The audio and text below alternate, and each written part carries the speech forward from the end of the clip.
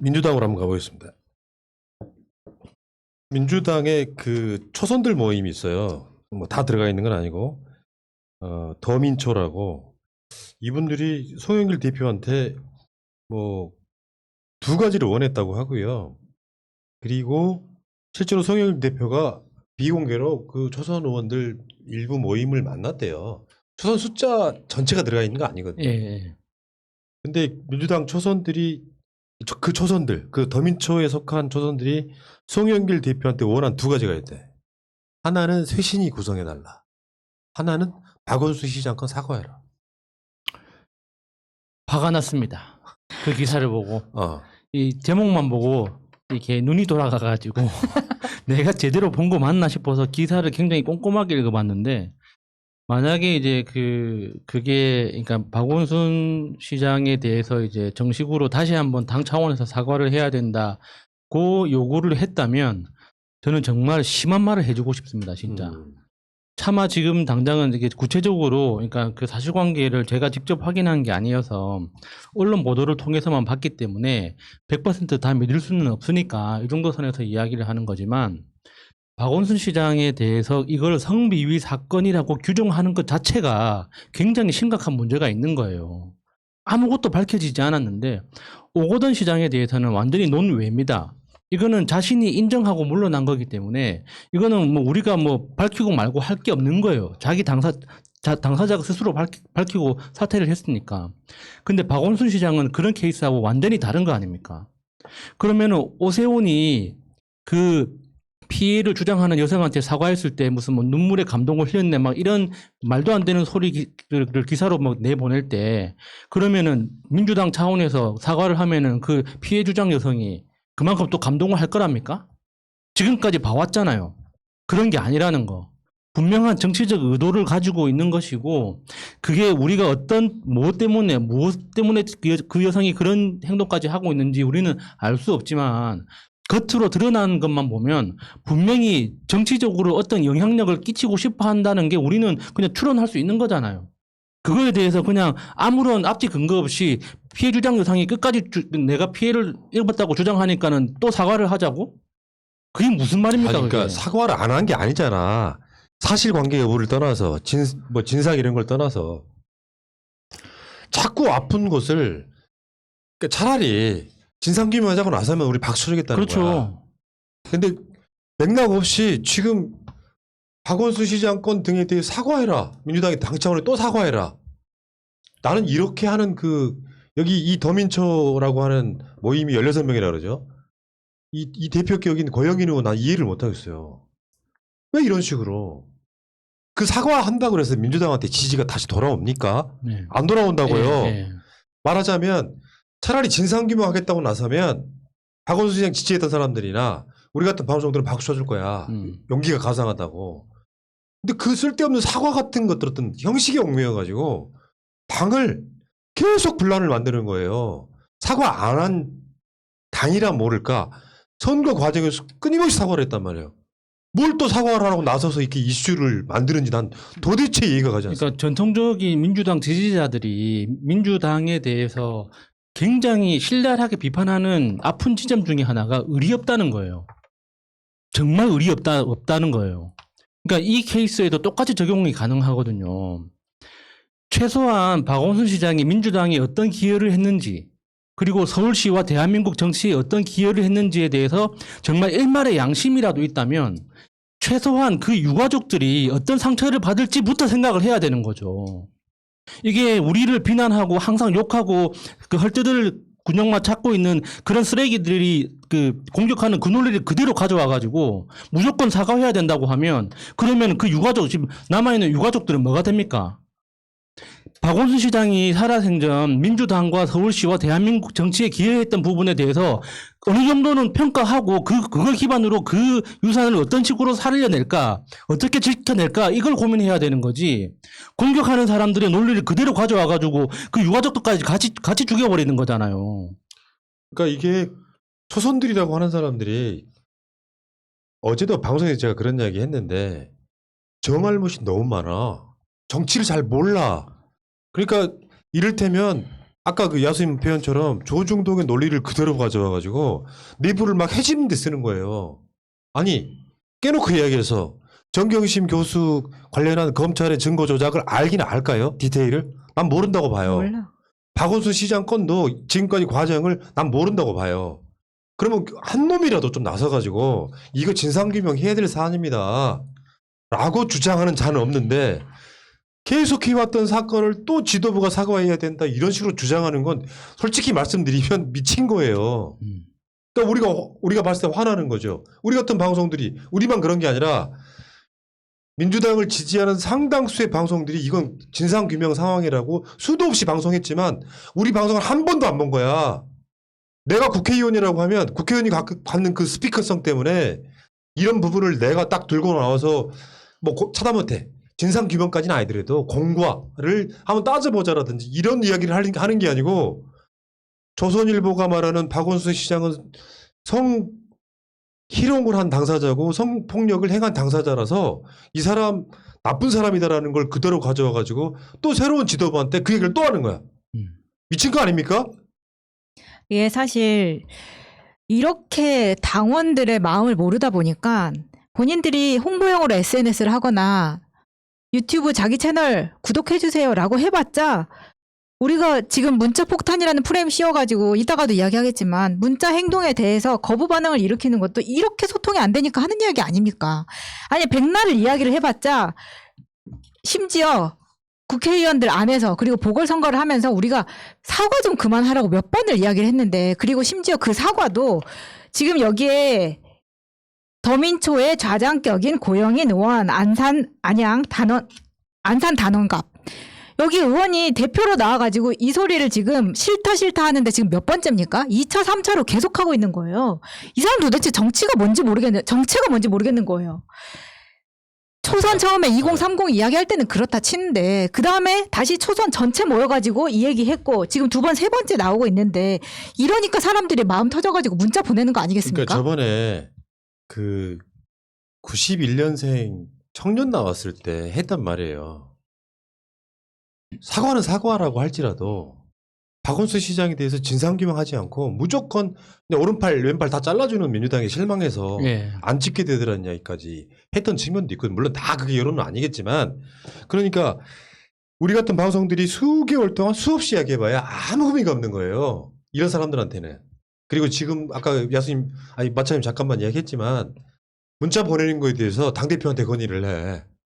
그 문자 받기 싫다는 거야 쉽게 표현하면. 진짜 그런 의원들부터 잡아다가 태형 진짜 한 대씩 시게 때려야 됩니다. 아니 뭐 선거운동 할 때는 자기들 하고 싶은 대로 문자니 명함이니 우리한테 그렇게 폭탄으로 던지고 네. 난리를 치더니 이제 와서 당선되고 나니까 이렇게 변해가지고 받기 싫다, 이야기 듣기 싫다, 내 맘대로 하겠다 이딴 식으로 하는 사람 어떻게 초선을 재선시켜줍니까? 그러니까 무슨 인터뷰 같은 거 가지고 명함 주면요 그 다음 날부터 문자 오기 시작해요. 뭐 의정활동 보고서네 뭐네 지역구도 아닌데 지들이 보내는 문자는 생각도 안 해. 물론 문자 내용 뭐 쌍욕이라든지 이런 부분은 분명히 고쳐야 돼요. 근데 여기에 대해서 잘하면 아니, 그러니까 저는 그 쌍욕도 그러니까 예를 들어서 내가 문자 1000통을 받았는데 그 중에 500통이 쌍욕이야. 그러면 심각하겠죠. 그런데 내 핸드폰으로 국회의원한테 문자 메시지를 보냈는데 쌍욕을 할 수 있을 만큼의 용기 있는 사람 별로 없습니다. 100명 중에 1명 될까 말까 하는 거예요. 그러니까 내가 1000통을 받았으면 그 중에 50통 정도 쌍욕이 있다면 그거는 전체 목소리 중에 하나라고 봐야 되는 거지. 내가 쌍욕 들으니까 기분 나쁘더라. 그렇게 기분 나쁘면 정치를 하지 말아야지. 왜 그 돈 받고 정치를 하냐고. 예. 돈 받고 정치하는 건 욕 들으라고 하는 건데. 아니 그러니까 여당의 정치인이란 사람들이 아무리 초선이라고 해도 사회생활 해본 사람들이잖아요. 정치의 본질을 몰라. 이 사람들은 지지자들과 싸우는 거예요. 마음에 안 들지라도 정치인의 태도란 뭐예요? 그 쓴소리 잘 듣겠다. 그 쓴소리가 A를 지켜야만 쓴소리겠습니까? 어떤 경우는 전 다시 말씀드리지만 쌍욕하고 이러는 거 반대예요. 그러면 그 사람들이 자기를 면피하는 데 쓰는 용도로 써버려. 쌍욕 같은 게 들어가면 A를 갖춰서 상대방한테 뭔가 이렇게 의견을 전달하는 사실 직접 민주주의 형태거든 이게. 직접 문자를 보낼 수 있다는 게 그럼 그런 것들을 긍정적으로 발전시킬 생각을 해야 되는데 우리 서울시 최유미 의원만 해도 그런 문자 오면 행복하지 않을까요?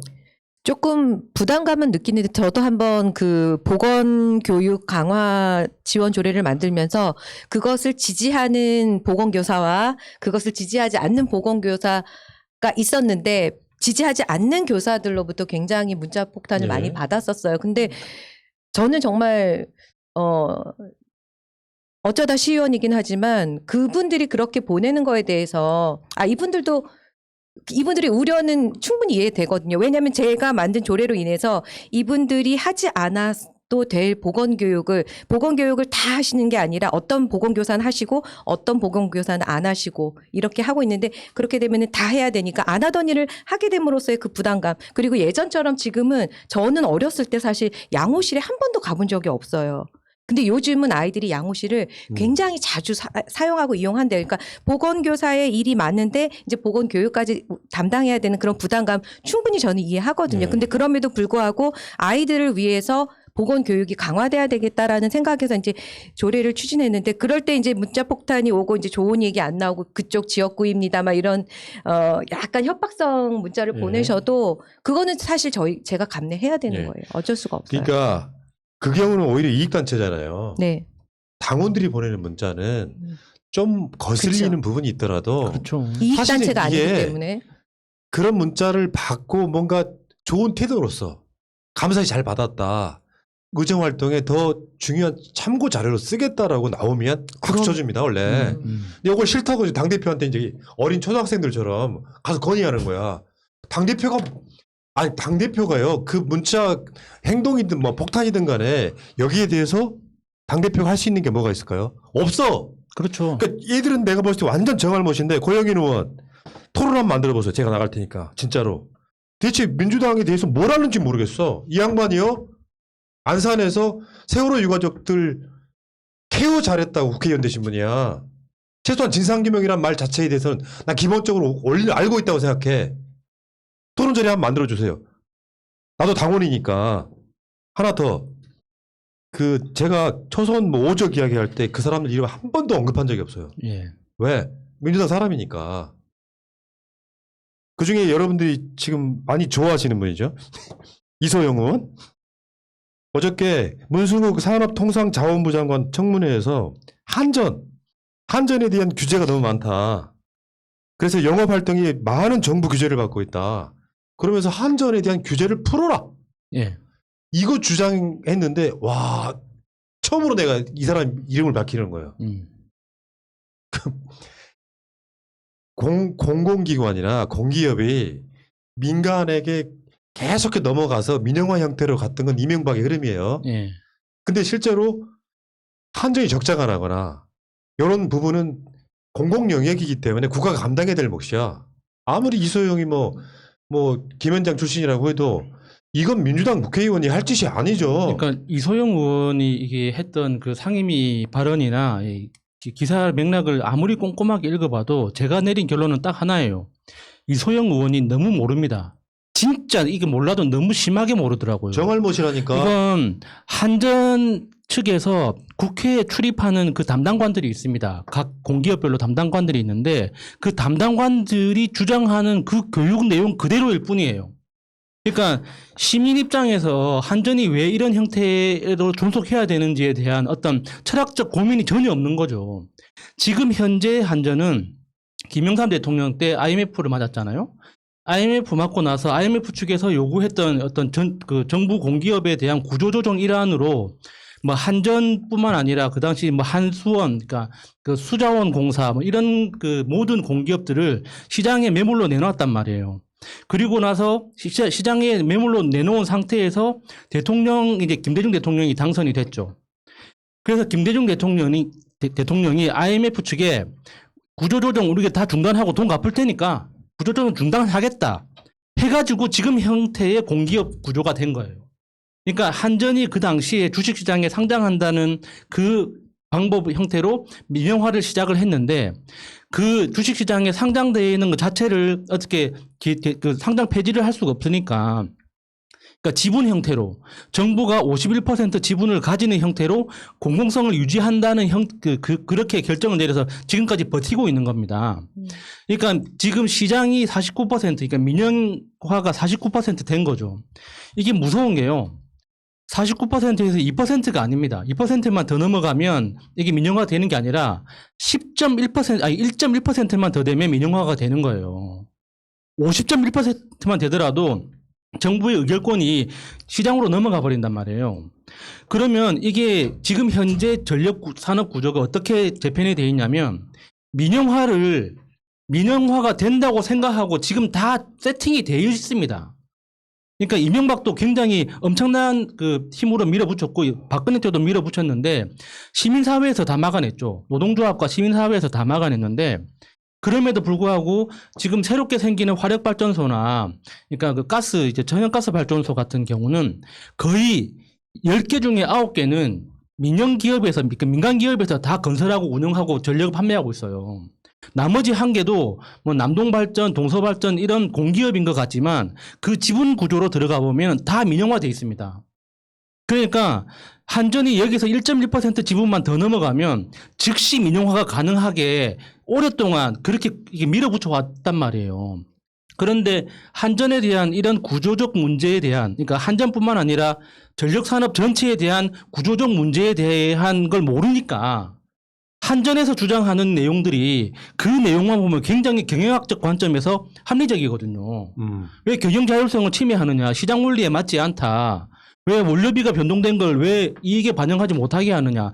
너무 합당하게 들리잖아요.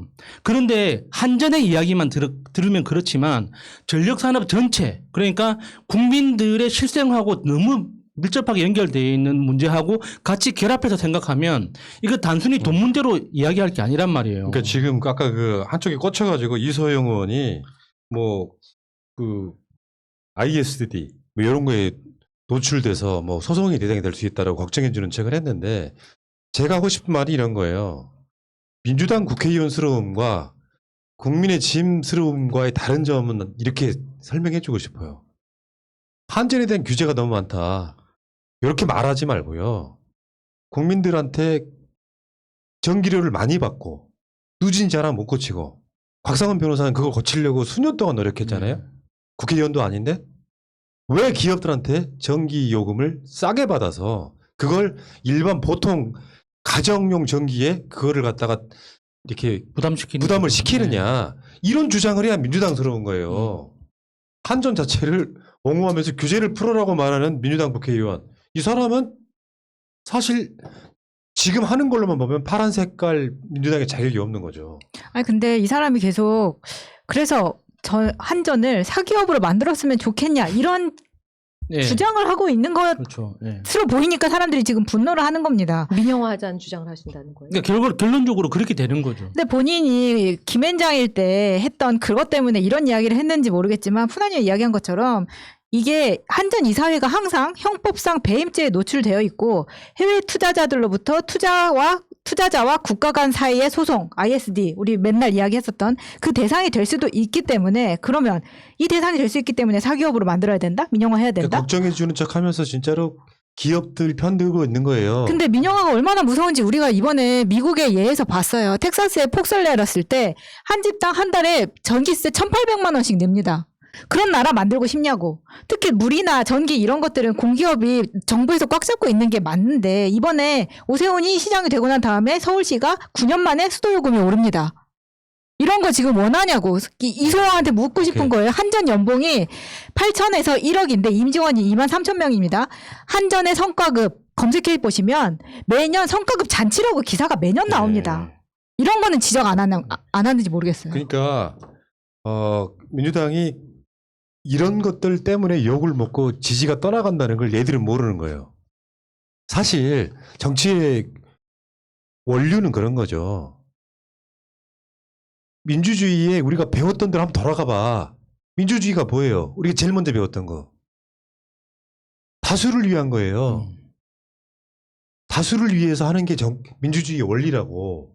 근데 민주당 국회의원이란 게 뭐예요? 말 그대로 민주잖아요, 민주. 국민이 주인이다. 그러면 51%라도 숫자가 많은 쪽을 위해서 하는 게 민주주의 정치란 말이야. 근데 민주당이 갖고 있는 정체성은 뭡니까? 중산층과 서민의 당. 사실 우리나라 국민들 다수를 차지하고 있는 한 70% 정도를 차지하고 있는 이 사람들의 정치를 하는 거예요. 그러면 이 구조가 자기 입장에서 ISD나 이런 데 걸릴 가능성이 있다고 치면 그것을 뭔가 피해가는 방법 속에서 실제로 전기라고 하는 것이 이 공공재로서 국민들한테 어떻게 잘 쓰일까를 고민해야 되는데 나는 이런 거 보면서 야, 이 사람 민주당 정말 잘못 들어갔구나. 그러니까 다른 문제는 모르겠는데 이 전력 산업 문제에 대해서는 저한테 찾아오세요. 제가 딱 요약 정말 핵심을 요약해서 정리해 오케이. 네. 야, 고영희 의원은 저한테, 네. 이성희 의원은 네. 야수님한테 여기까지 합시다. 답답합니다 진짜.